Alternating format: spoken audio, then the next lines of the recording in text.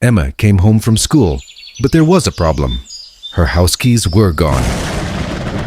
Her little brother Sam saw her frustration and jumped in to help.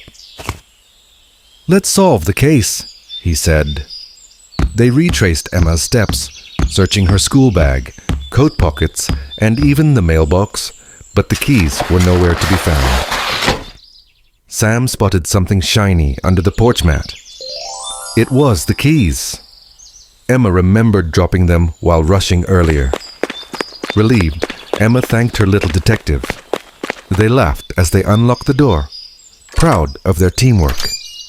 Sometimes, the smallest clues solve the biggest mysteries.